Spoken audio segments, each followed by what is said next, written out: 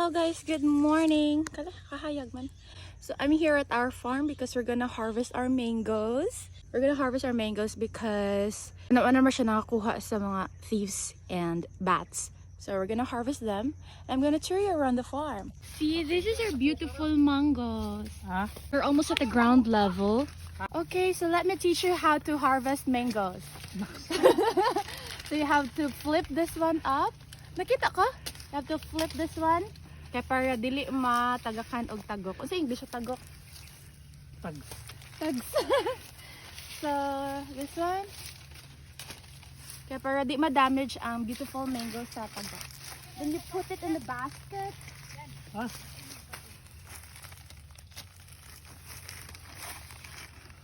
Where else?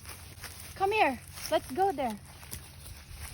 See, this is more siya ground level, so I have to squat over so that I'm gonna get them. ako ka na boss.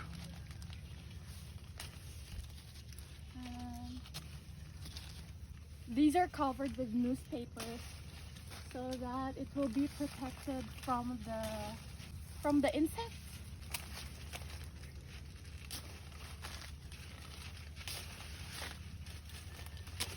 Ta-da! Okay.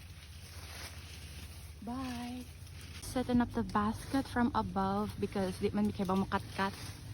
So we hired someone to do the job because there are mangoes from out of the tree that we cannot reach. Have a full force.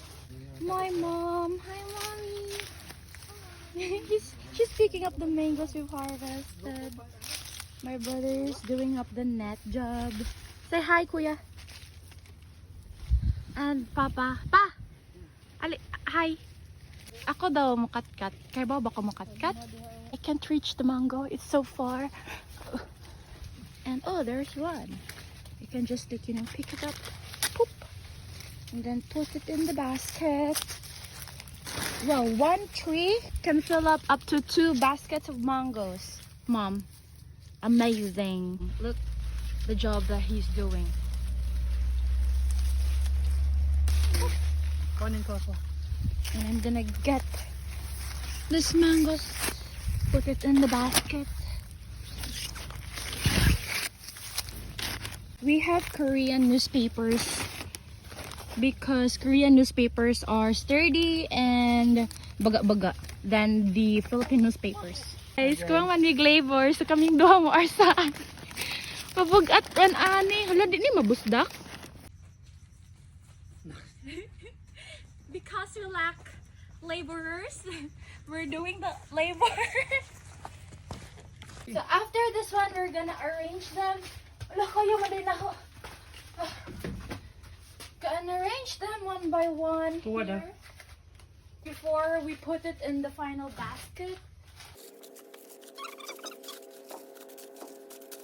Okay, kuya na go. And then slowly butang sa basket. Very good. Slowly. Slowly butang sa basket. Very good. Up here.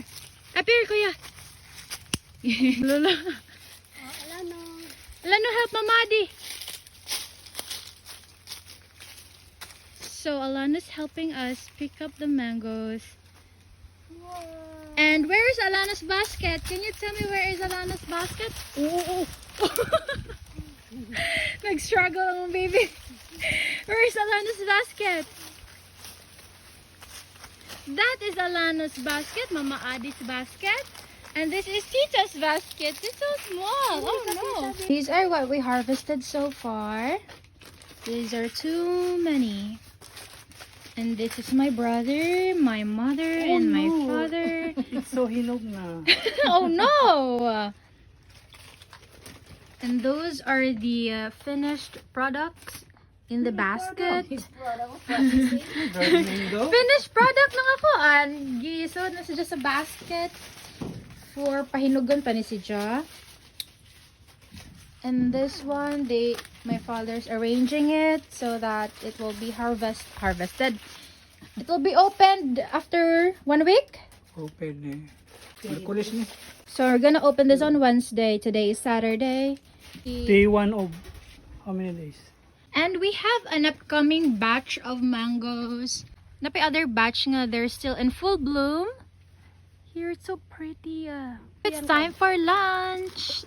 Our lunch is... Our lunch is sponsored by Mega Sardines. And Youngstown corned beef. Mo ni ko bukid pag mo talugsong manok. Pagbukid, dilatara kay para dali era. And we have kaloy kayo ang koan. Tag-ija og mangoes kay mga talinra sa bats. Gipanghilapan ra. Kaloy. Second day of our harvest and we have a guest. Second day of the harvest. The mangoes are scattered and mom separating the good, the bad, the big and the small.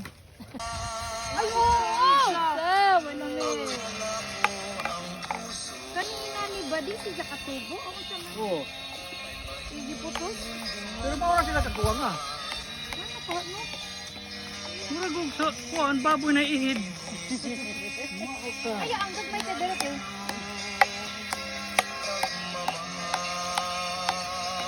Kami siya ang suputi siya nakakalanan niya. Pamit naman natin. Murag kong bugasot.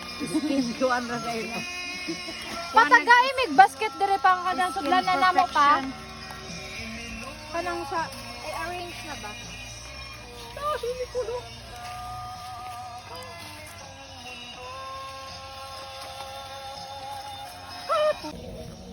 Hi guys, our baby is helping with the harvest. Faster.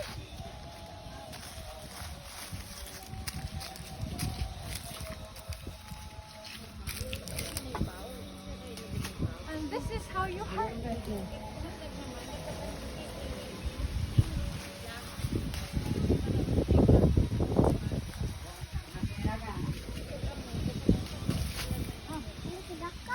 Oh, hi guys, this is the second day of harvest and they're segregating mangoes. So we're gonna time lapse this one.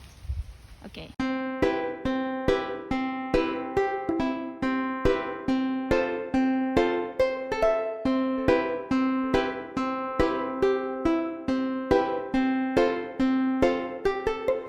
So hi guys, so the harvest just finished and my room kind of smells like mangoes. So we're gonna count how many baskets we have. Starting off in my room. Oh my gosh, because there's no space in our living area. So they put like 4 baskets. 1, 2, 3, 4. And then we're gonna go outside and see how many are there also. We have one that hasn't been filled. And Sino ba nanin?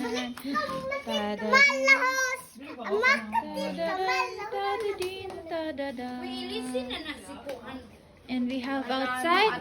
So, pila mo ito kabuok tanan? Pila ito kabuok? We have 36. Charan. Wow. Thank you so much for a big harvest.